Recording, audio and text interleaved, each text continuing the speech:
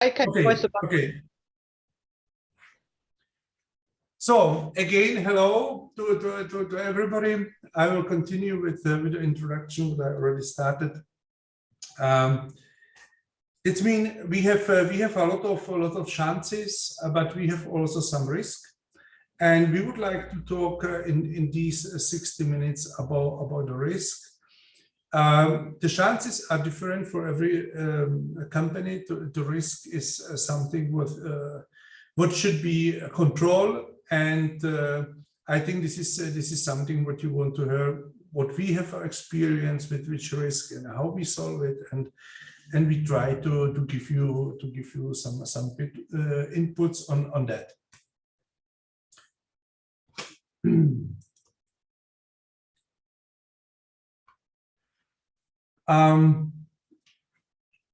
Just a moment. Yeah. So we have today on the here to talk. I will start with some two strategy pages, and then Peter will tell us something about the geographical opportunities and strengths. Then we will. Mr. Heil is on the road, but he will enjoy us a little bit later and tell us about project timelines, and later on about installation of technologies. And between that, we have here Piotr Fischer, who is our expert for supply chain. And on the end, I hope we get also Mr. Shevchik for launch of production and quality validation. He is by a new customer today and in a meeting, but he said he will enjoy it on the end of this hour. So I think we could. So that was the introduction of the people. I would now suggest everybody will now introduce himself very shortly, and maybe to say also from like you, Miguel, or Dagmar, and so on. If you tell us maybe what is for you the most interesting to be there.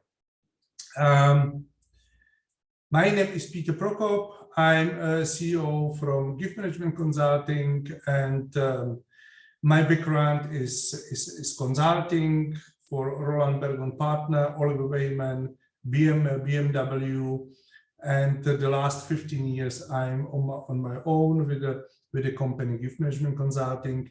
And what we do is, just very shortly, we do on one side the consulting, like for example, relocation of production or logistic concepts, global sourcing. And on the other side, we have not just the consultants, we have also about in our data bank about 3,000 interim managers. So we can go in the implementation, and we can help the customer also in different areas from quality, production, logistic, purchasing, and so on to really implement everything what the customer needs. So I would say maybe we should, Peter, do you like to introduce yourself shortly? Yes, sure. It's maybe better before we start presentations. So my name is Peter Kolyadenko. I think I can say I'm from Takenaka. My name is so unique, you can Google it out. So Takenaka, Europe. We are engineer and construction company. I am in the business around 20 years already. I saw many relocations in my life already. I saw many challenges and good stories as well. So I'm here today to share them with you and respond possibly to your questions, and maybe later we can keep in touch and cooperate longer. Okay, Miguel. Thank you very much. Miguel, could you introduce yourself? Well, Miguel Rueda. I'm working as head of quality mobility in Detwiller. It's a company with 8,000 collaborators and 11 sites over the world already, with a theory of acquiring niche companies that can expand the market or the customer base. So we are very often in the situation of including a new company, external company, to include it in our team or group. My interest of participating today is to hear if or what type of conditions or restrictions the other companies have had when relocating production. We also relocate productions within our sites, depending on the consumption or the logistics conditions. Otherwise, I worked, so I'm now 8 years working in Detwiller in Switzerland, in Uri. And I have been working 15 years in Renault car maker. And before also by the TÜV, German TÜV, but working in Spain. Okay, great. Thank you very much. Dagmar, would you like to introduce yourself? Yeah, my name is Dagmar Hofen. I'm based in Germany, in Aachen. Coming with a background automotive, second-tier supplier for more than 20 years, then having moved into a medtech device company. And since October last year, now in a completely different area, being order to delivery manager for a company, Mantos in Aachen, and we do deal with mist eliminators and dehumidifiers in various areas, like coal carbons companies, and taking care that the air which is coming out of those companies and is as clean as possible, let's say, with our products. The reason for being here, we already have outsourced quite a lot of our production. We still do have a very little portion, and mainly working with third-party suppliers, but still looking for alternatives. And I was, and also having a project in front of me, I would like to move from one third party to another one, but they own our machines and so on. So it's a kind of production transfer or relocation, and looking for some good hints, insights, what I might have to think of, because that is not an area I'm so familiar with. Okay, great. I think we lost somebody because, or is, I didn't see him. No. Okay. So, Susanna, do you like to introduce yourself? One moment. Yes. Hello. My name is Zuzana Michnicová. I am representing GIL Management Consulting in Slovakia, and I personally am responsible for a relocation project for a German customer from Germany to Italy, and I am supporting it with the human resources. So I would like to get some new experiences and some new points for my future project work. So Great, thank you very much, Susanna. Lenka? I will listen, but Piotr is Fischer now here. Okay. Okay. Good afternoon. He's more Good afternoon. important than My me. name is Piotr Fischer. Yes, my whole life, actually, career over 20 years is in logistics. Recently, I was responsible of moving and opening the new factory facility of one of the Chinese manufacturers of elevating working platforms in Poland. Yes, it took 1 year actually from the start to the beginning. Recently, actually, factory manufactured first batch of production, so my contract finished. Yes, so I have started the new opportunity, let's say, interim in tier 2 company, Mr. Dagmar, tier 2 automotive business, supplying, responsible for customer service at the moment, supporting customer service. It will be for about 3 to 6 months. And yes, of course, I'm looking forward to new opportunities. Green fields and brown fields are actually a lot of places where you can learn a lot. Yes. So yes, that's it. Okay, thank you very much, Peter. So let's go to the presentation. I would like to start with the strategic part. Here you can see short overview about it, what we offer, but what anyway should be done. This is first. This is the location decision, then the planning, site construction, relocation, and production start up. And if you look these points, this is probably not very new for you. Opposite, for sure, you have to identify the country, the region, to think about the qualitative and quantitative analysis of location. I will show you then some examples which should be assessed. Then creation of a cost model, creating a basic from a decision, and check local procurement opportunities.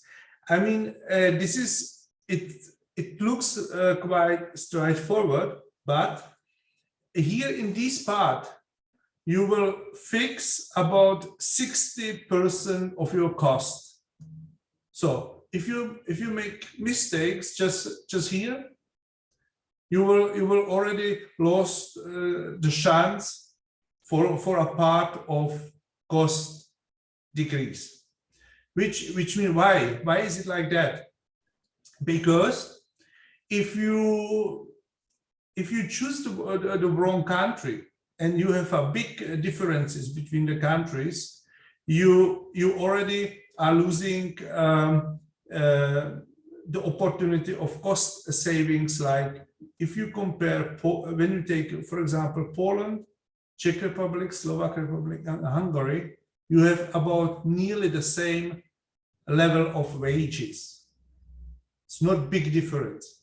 But when you go to Romania, it's nearly the half of them. And if you go to Bulgaria, it's again the half of them. And Bulgaria is then on the same level like Serbia. So already here you have to make the decision what cost level actually is for your kind of production the right one. And even you choose a country, it's also the differences of the cost within the country could be quite high. When you go to south of Poland, probably your cost will be higher than if you go in a part of Poland where the industry is not so strong and the people have maybe not so much work. The same areas you will find in Slovakia, like if you compare, for example, the West and East Slovakia, or if you go to Romania, the same situation. So it's you choose the country and you have then to go on a very low level on the areas in the country to look for which kind of wages. And this is just the cost side.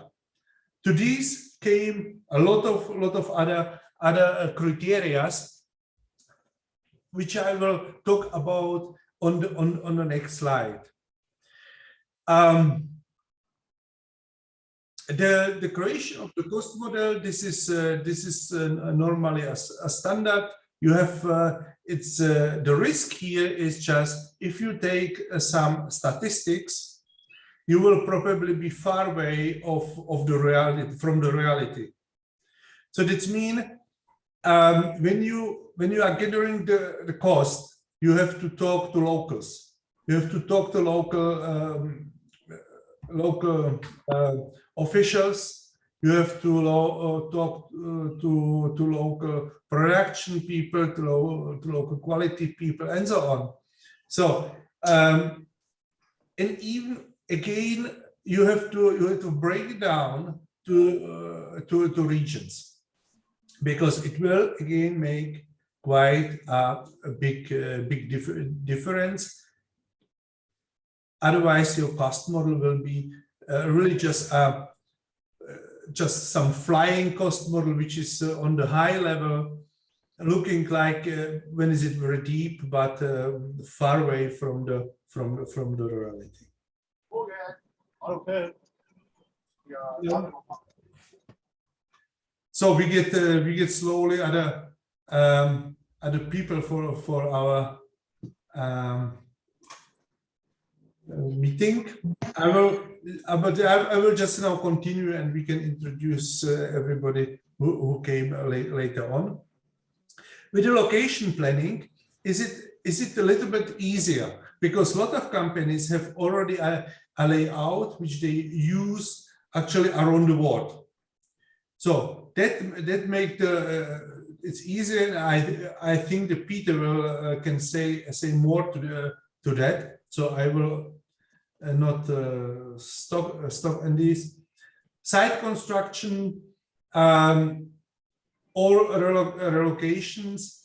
Here is it very important to have somebody who is again local and who will talk to officials, who know what is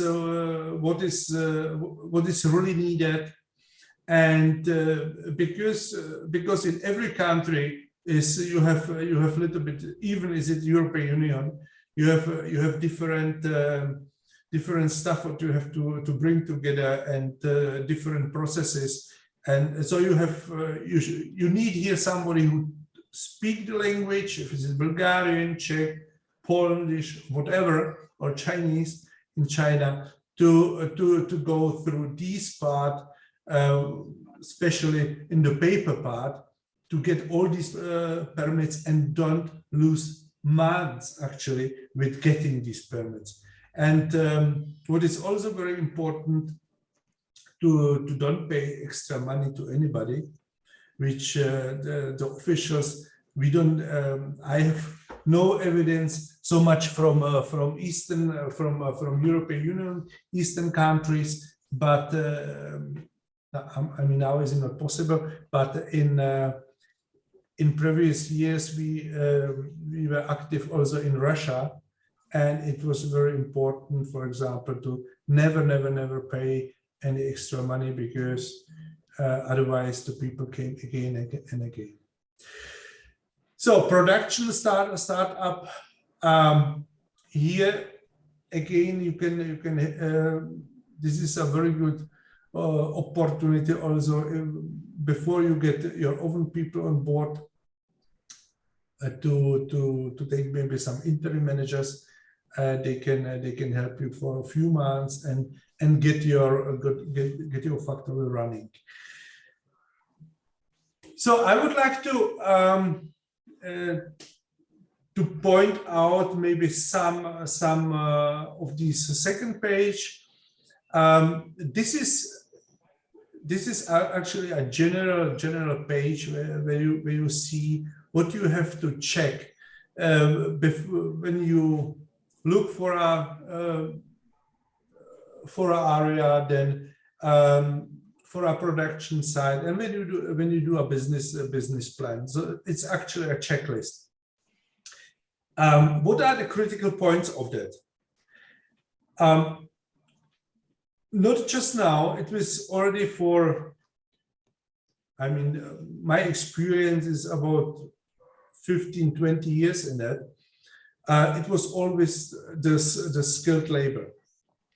So if you go somewhere where you have not exactly skilled labor what you need, it will be very difficult to get the people there in the area, because the people in Middle and Eastern Europe are not very flexible, changing from a city to other city. So you have to be very careful to look if you have enough of these people what you need, with the right education, and because otherwise it doesn't help you if the cost is low. This is, I think, actually the most important. What can also happen, some companies are going in some industrial areas where you have a lot of competency, and then one company is actually stealing the operators from the other. So the wages are going higher and higher because the people are moving every 6 months from one company to the other, and always they get some little bit more money. And on the end, when in this area are enough companies, then you don't get anybody, because around this industry area is not enough people at all. So this is so we have some of such areas in Middle and Eastern Europe. So it's very important to look how is the potential with the labor.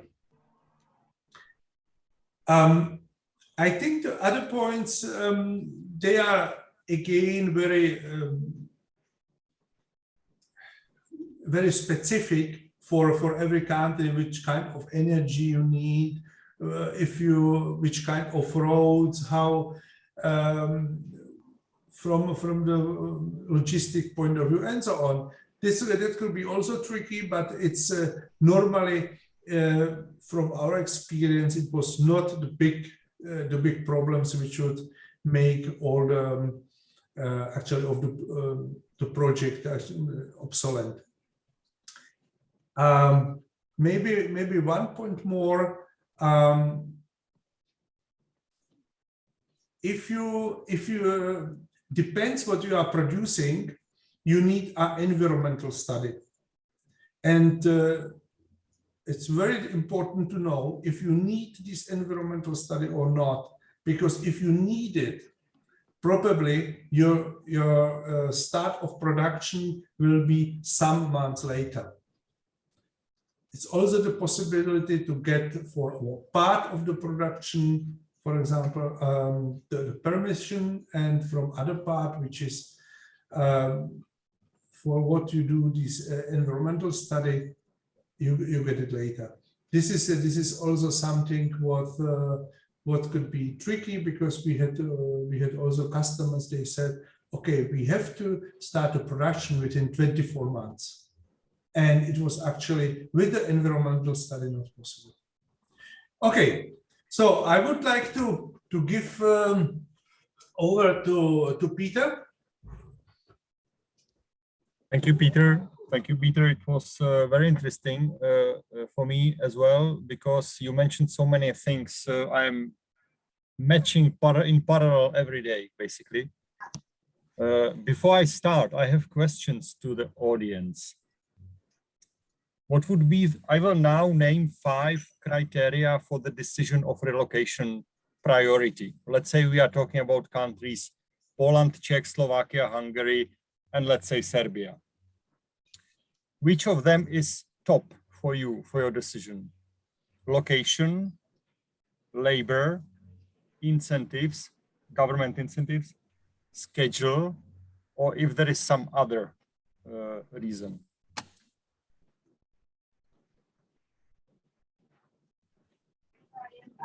With labor, you also mean the hourly rate, or what? Yeah, this is in general, as Peter said. Let's say it's all together: the costs, skills, interim availability, and so on. Yeah. So I repeat: location, labor, incentives, schedule of the project, and or any other. Then I jump ahead and would say it's labor combined with quality. Okay, interesting. So Miguel. No, but all factors are important. I would include the interest of our customer. So in many of our moves, we take into account the needs of the customer and to make sure we can offer a local support, local supply. Okay. Then, yeah, in the first slide, Peter has shown, I was missing this labor factor, but then in the second slide, he indicated it as supply of skilled labor. this not only skilled labor but also the availability of labor, of workers, is not given everywhere. Yeah. Yes. Okay, I see. So our time is limited. So I guessed location, because location is very limited. You need to be close to your customers, and your location is prime. But okay, it's interesting. Good. I introduced myself, so let me skip now to the field I am active in. Every project, in my view, has 4 stages. Some planning stage. It depends how long it can be. Some companies plan expansion abroad 2 years, 3 years. Many times it's even cancelled and renewed. Then you have so-called design stage, when there is conceptual design, all permittings, as Peter mentioned, AR, planning permit, building permit, IPPC. Then build, realization, and operations. I will quickly go one by one. Our best practices I see from many projects we have already seen. So base is the land. If you have land candidates, you can have many hidden risks. Finding the hidden risks is very important. We call it technical due diligence. Then there is golden triangle. There are many expressions, you can mention it other name, but it's price, quality, and schedule. Hardly you can achieve all 3 at top level. If it's good price and good quality, probably you will have trouble with schedule. If it's good schedule, good price, you will have trouble with quality, and so on and so on. And third one, in planning stage, very recommended is to tune the top concept of your factory, because if you don't tune the concept, it will go the troubles through all other stages, and it will cost you time and money. So in design stage, as already was mentioned, we would highly recommend hire the experienced architect in the location. Why? Believe me or not, and maybe you agree with me, that local authorities are, at least I find out, they are not acting here to support your project. They are just fulfilling their job to give you approval. So you need architect who knows the way how to talk to them. If it's combined with a company like coming from Korea, for example, it can be even more demanding, because this culture is very demanding, and so on and so on. Technical team behind. What we always see as benefit is when the company is expanding to abroad. Let's say I will speak about Gestamp, which is Spanish company in automotive, and they have good technical team. It's always easier if they have clear vision about the new factory abroad. Sometimes what happens is company wants to expand and they are not sure about the specifics of the factory. They are not sure about technical details, which is always bringing troubles. Why? Because you input the wrong data to the documentation, and your project can delay. Also, what I would recommend, to be sure about real understanding of your needs between you and all parties. Good explanation of your project to all consultants or other companies. Third stage is build. Yeah, it's very sad to say now within conflict in Ukraine, there is big troubles with price. Many companies are now touching reliable suppliers to avoid any risk of stopping supplies during the project. I think it's nightmare for everyone if during the construction stage you will finally lose supplier for the isolation and your project is in terrible delay. So you need to have some backup reliable suppliers and teams. What I would recommend here, and I saw it last half year, believe me, always connect detailed design and construction together. Don't depend with detailed design on other company than construction company. Why? There could be many misunderstandings between construction company and architect. I know in Germany, for example, or Czech Republic, there is very common to hire architect and then construction company make the price. But what is happening? Architect, many companies are cutting costs. So then the design is not perfectly done and builders have troubles. Last one, operations must be on time, on budget, and desired quality. We are back to golden triangle. So this is the best practices. If projects go okay, we can make permitting within 9 months, 6 to 9 months, build 5 to 10 months, and other depends. What are the latest? But any questions so far? I don't want to skip, not to forget. Okay. Latest trends I see is some manufacturing segments, especially, let's say, not complicated productions, tend to prefer rental space. It is all about finance, keeping your building in the assets. And other is that many don't know how markets will future, so they don't want to depend on their own factory. It is also touching the cultures and background of the companies. For example, Asian companies usually don't prefer going to rental space. American companies, completely opposite. Many companies turn to reliable engineer and contractors to avoid any troubles with delivering timing and quality. Many companies, and it is my good surprise, learn the cheapest price can be most expensive option. So, for example, some 7 years ago, the cheapest was the winner. Now, the cheapest companies are usually cut out from the tenders as not reliable. We had 3 tenders now, and I get feedback that cheapest were cut it out. And depends how much cheapest. Yes, it's also to the countries and foreign direct investments to manufacturing inward. I would say that Poland is land paradise. In Poland, especially south part, you can find a lot of 30 to 50 hectare plots, which is wonderful. If I am manufacturer, I would definitely choose Poland. Other situation is with workforce, but let's stick to location. Hungary, they have low corporation tax, and Mr. Orban is still attracting many good names there through many benefits. Complete opposite is Czech and Slovakia. Soon Hungary will be there as well.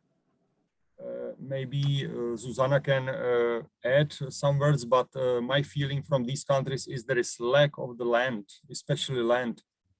You can find 2-5 hectares plots which are occupied, which are complicated technically. It can destroy time-wise your project. And just 500 kilometers north in Poland, you have enough land. So I think Czech and Slovakia will rather go to technology projects, technology expansions, startups, and more sophisticated kind of projects. Good. If we can skip to next one, I think last one. I hope you are not sleeping. No. It's My just, monologue. I don't know why is it going so slowly. Okay. So, let me for waking up. I heard some snoring, but I don't know. Okay. let me finish with recommendations. I like top 5. So if you ever do expansion these days to new country or existing country, I would recommend please choose most trustful. Go through your contacts, through your friends, choose trust, not cheapest. Cheapest is not winning. Even it is desired by your management, please go through trust. Second, I would strongly recommend choose companies in engineering and construction who has technical team in-house. Please don't choose companies who say, we don't have in-house these people, but we can hire them from outside. It always brings troubles with price, accessibility, and so on. We had one project recently, one consultant, real estate consultant, was running the project leadership, and it was big disaster with hiring outsider technical teams. So always please check if they have technical team. Please know that the age after communism is more than 20 years, and the foreign investors to Central Eastern Europe are not like, wow, but many authorities are here just to fulfill their tasks, not to support your project. Many clients were surprised how passive authorities are and how difficult it is to communicate with them. I would here recommend really choose local players within construction or architect company who knows them. It's always better to run smoothly your project. Also choose company who is active in the area because they know all small details, specifics. They know connections. Please choose the local ones. Even it's global company, it can be, we are a global company. So choose us in case we are active in this location. And last one, it's more about from my Japanese clients' experience. Always ask 3 times for the same from different sources until you get the same correct answer. Typical situation, if you ask about utility connection, is it on border? Yes, it is on border, but 2 others say it's not on border. Then you have trouble with connecting utility to border. It is stopping your schedule. It is making troubles. Typical answer is that it is on border, and finally you find out it's not on border or capacity is not enough, and so on. So this is my last recommendation, and I'm happy for your questions, or later on during discussion we can talk more. Thank you very much for your. Peter, thank you very much. So if you have not immediately question, I would like to skip to, I don't know why is it going so slowly, to the next one. So now to Mr. Heil. Mr. Heil came a little bit later because he was on the road. Mr. Heil, your micro is not on. Switch on your micro, please.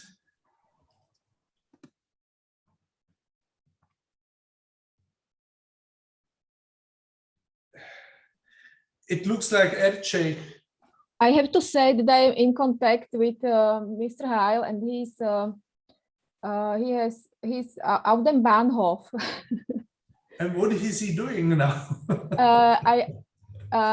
I think he's looking for some good position because he's on railway station. So 1 minute, and he will join us.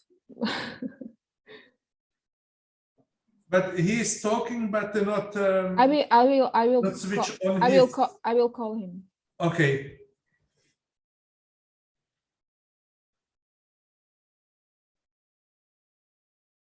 Should we skip to Peter? Now he can hear.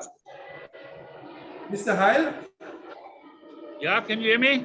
Yeah, we can hear you. Okay, great. Could I you? apologize. I'm really on the railway station. It's horrible, but now it works finally. So I took the project timelines, and I think a lot of things was said, but I have, let's say, another view, because you need always first customer agreement. And I think that's the most important. The customer is always paying us. And first we must do align with the customer. I think that's, for me, the most important point, because, you know, you have programs which are really fulfilled, but you have also programs which are not, by far not fulfilled. So you need really to do the volume sensitivity in order to know where you are. And for sure you have strong points, but also, let's say, weak points. And always, let's say, with the transfer, he's asking for his advantage as well. And that's, for me, priority number 1, really to find the right arbitrage share, which you can use and which I would say is pre-agreed with the customer, in order that you have a good financial planning, that you have a real business case, which will finally also work. Then you have for sure always the direct labor options, which the countries we are discussing is really, let's say, known. Additionally, I must say my last assignment, and I want to mention that I was in Morocco, and I must say the labor advantage you have there is huge, and you have a lot of people, I have to say, and you have a lot of skills there. And the country who is supporting automotive I must say, in a really excellent way. And this point really I also would like to address, despite that we talk more about Eastern Europe. Also, I must say, I have also, from my experience, very good experience from Tunisia, but I must say Morocco was also excellent. Then for sure, you must always compare your indirect costs and do the benchmark between your factories. The same is with the building, the rent, what just was said in the session. You have always issues if you have a landlord, which is, let's say, okay, or very expensive, or you must build by your own. And I think also important for a transfer is always cost of non-quality, the launch costs, during launch phase or launch costs. And as well, the freight costs inbound and outbound, because it depends really very strong on your supply chain if you have really an advantage, because it really depends where the main volume is coming from. In history, I had a factory in Czech Republic, but 60% of the parts were coming from Japan. Yeah, that was really a nightmare, I have to say. Yeah. Also important are really the PPAP costs, and on top of it, I would even say, is you have to do the PPAP.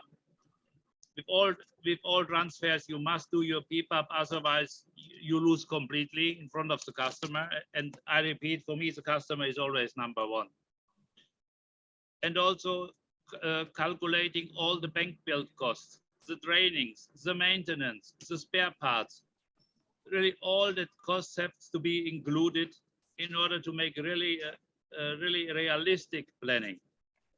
I think training, for example, is a main point, that you send people to the country who is, let's say, delivering the parts and the machines and so on, to have their really the skills before you start with the transfer is, I think, really a key point, that at the end of the day it will fly.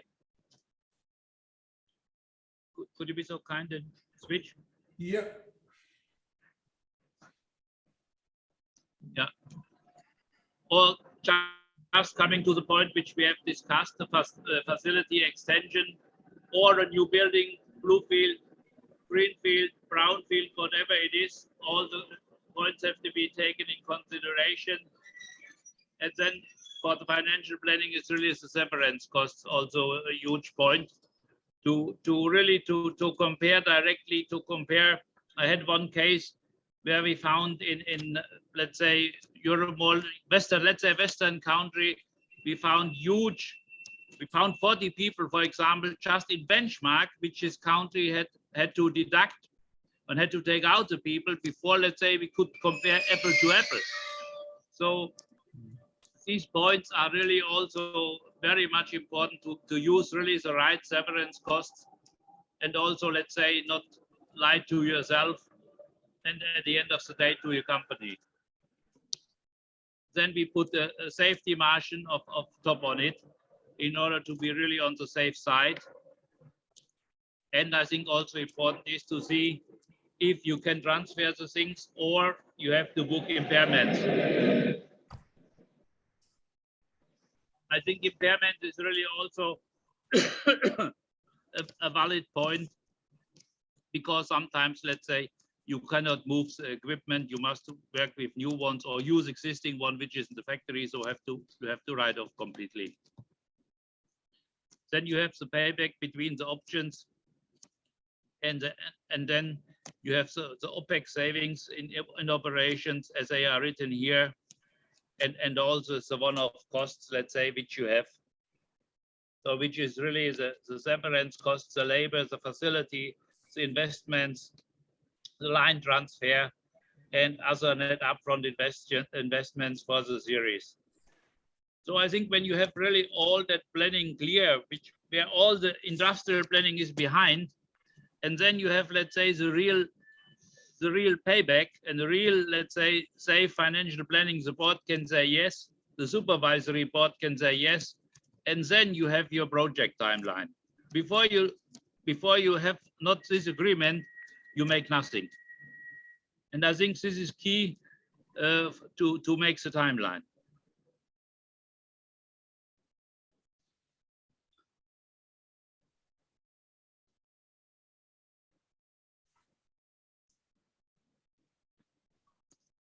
It's you finished? Yes. Okay, okay. So thank you very much. And we will give the chance now to Piotr. Piotr already introduced himself. Yes. So we can immediately start with his contribution to the discussion. Okay, I'm very happy that everyone, two previous guys, yes, so set one very important thing, plan. Yes, so that is very important, yes, to plan everything correctly. Yes, so as in the supply chain and logistics, it is good to work, let's say, according to some book. Yes, so it is very important to plan after all the agreements that are done within the CEOs and on the high level management, how to proceed. The next step, it's really to plan how we want to proceed in terms of the supply chain. Yes, so all those balance between the resources and all the requirements that are needed to start the productions are very important. Yes, everything must be aligned according to all financial aspects, taking into consideration also customs clearance, imports and exports. All those challenges must be really good evaluated before taking a decision. Like, for example, having into account shipping to another country and manufacturing in one place.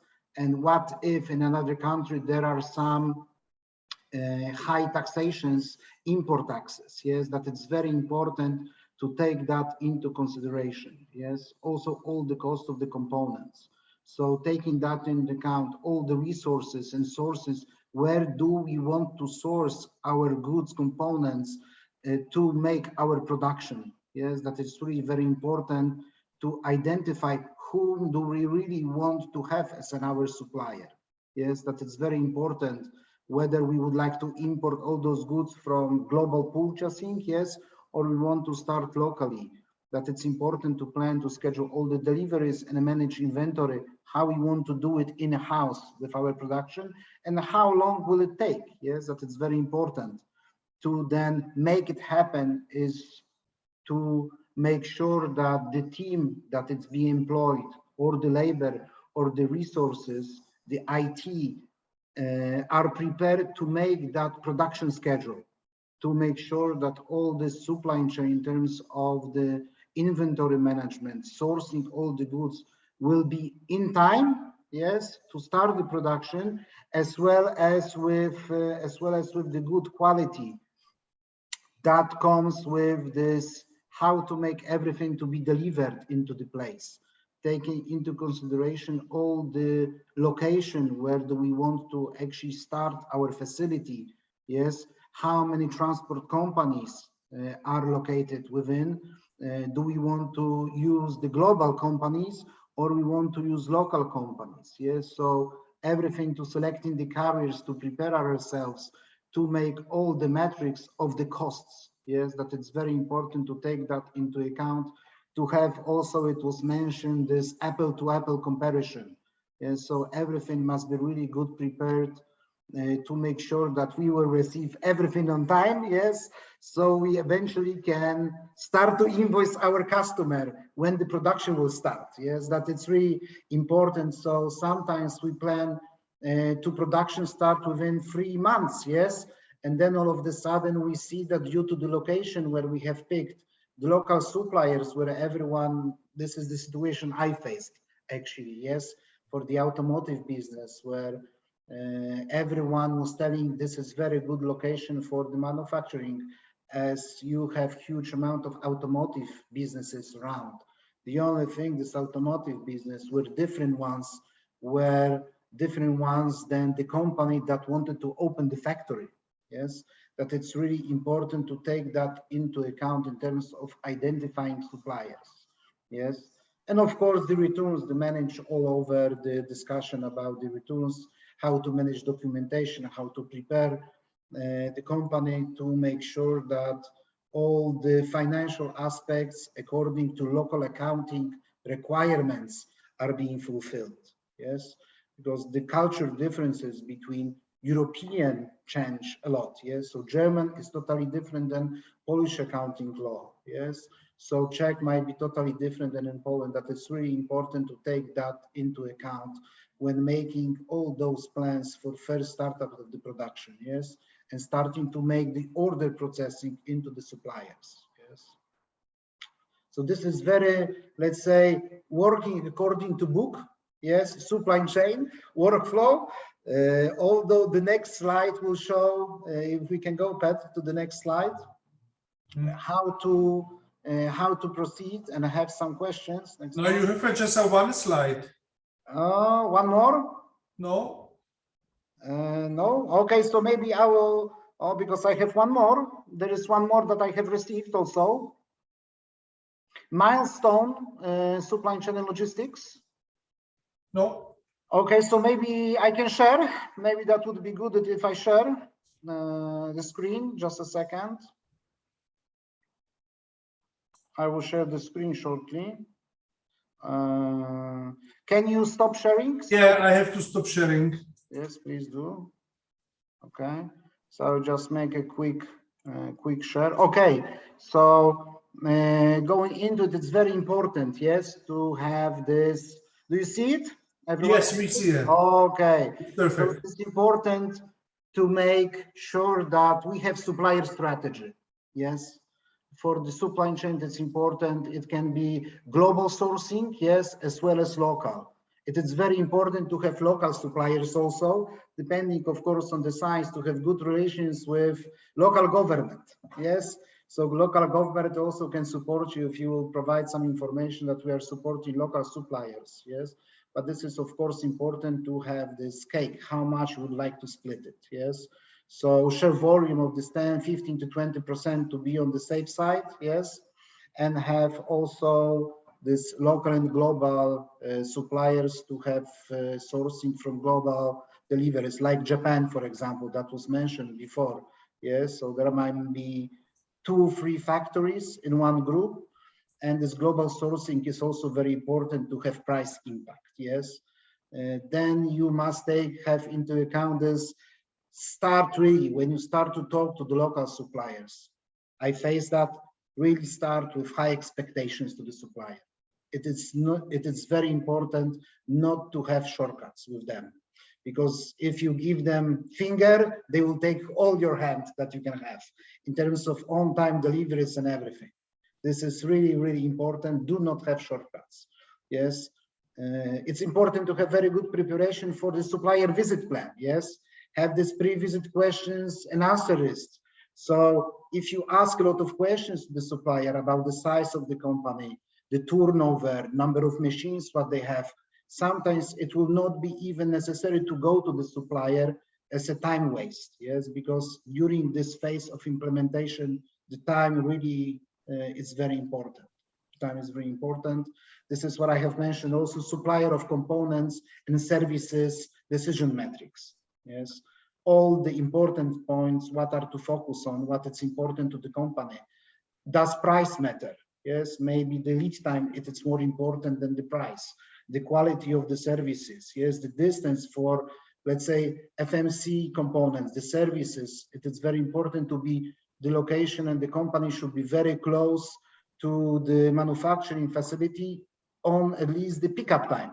Yes, because if you are away 100 kilometers from the main hub of DHL, this pickup time will not be 6 o'clock p.m. It might be 3 o'clock p.m. So it means your production time schedule also changes. That is very important. Yes, product cost breakdown structure understanding. It's very important to have the layouts. Sometimes customers have their own, but you must ask. Yes, sometimes you don't have one. You must ask for this cost breakdown structure to understand local thinking of cost breakdown, the usage of the machine, whether this machine is being taken into account, into account for the cost breakdown, how much is it being placed into the cost of the product. Yes, it's really important to then have apple-to-apple discussion with suppliers. Yes, all of a sudden you might have 10 suppliers. Which supplier is better? And you can also, based on this tool, can negotiate the prices. You can see the cost of the local local components on the market, local raw materials. Based on this cost breakdown, you really can help yourself company to have good suppliers and on-time suppliers. Yes, it is important to prepare good sales and operation planning, of course, to plan before, to understand the lead times of the production for the suppliers. Yes, so when you can really start the production and when you will have your goods ready. Yes, so this is going into the details with suppliers, how you want to work with your team. And one very important, last but not least, close monitoring suppliers. This is really important, not only suppliers of components, but also suppliers of services. Yes, it is very important in the beginning to be systematic with them, have meetings, be consistent with them, and push for the feedback. Ask free sources to have the same message. Peter, thank you very much. We are now just running out of the time. It's the 1 hour is over, but I would like to give chance for a discussion. Miguel, Dagmar, do you have some question? Could you take something with you, or what would you like to hear from us?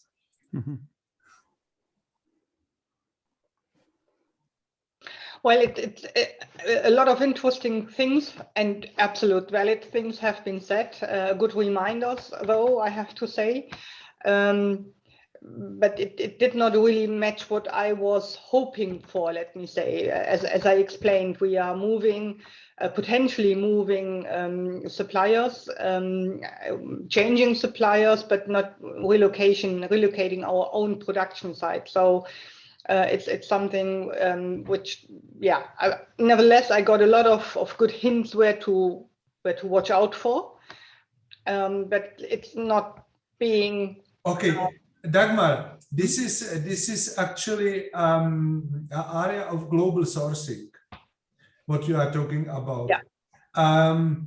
I would like to have a call with you, because we have also experts for global sourcing, and maybe we should talk separately about that, and maybe we can help you outside of this meeting.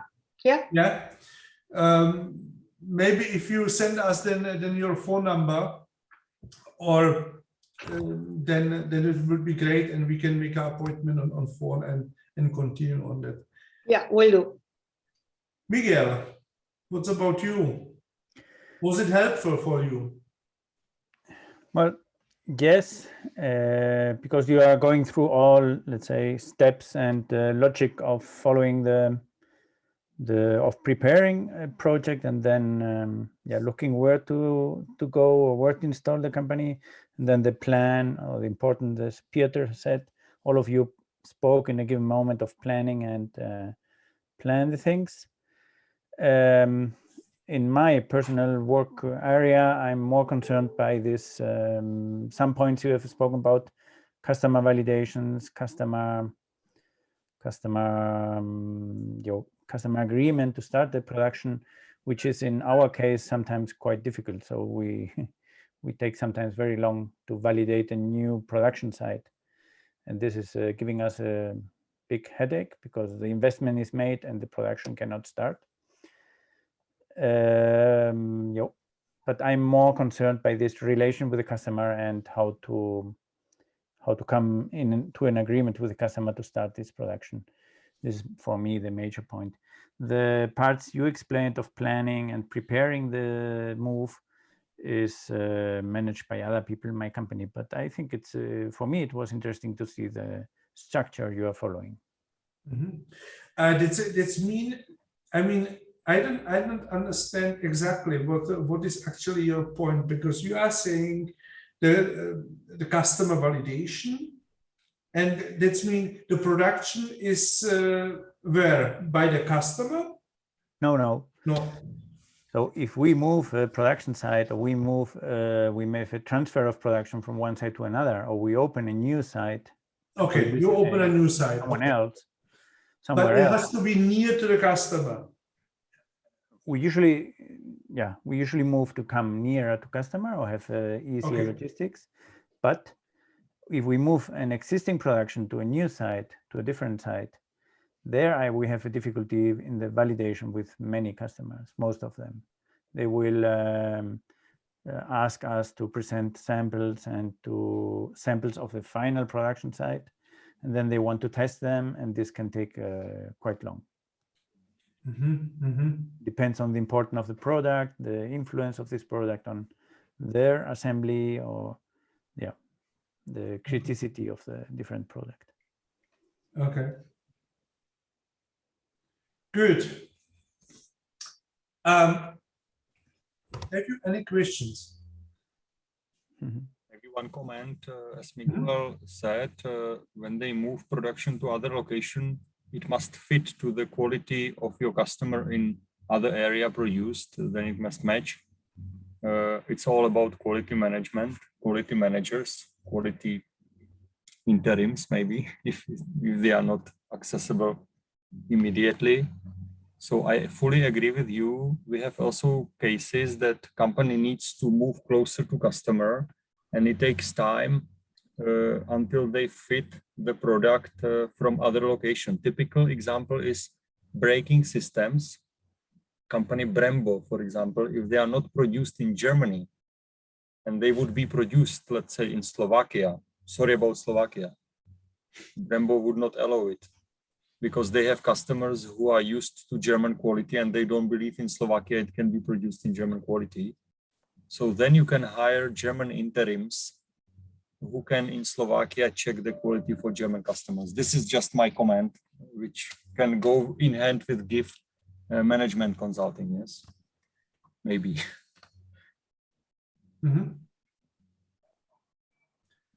Okay, so thank you very much for your participation. Thank you very much for your time, and I hope it was helpful for you. And it will be a pleasure when we continue our discussion outside of this meeting. And I wish you a nice evening and very nice holidays. I hope you have in front of you some holidays and a good weather and everything what you wish. Anyway, so have a nice time. Thank you so Bye. much. Thank you very much. Bye-bye. Bye. Bye. Bye.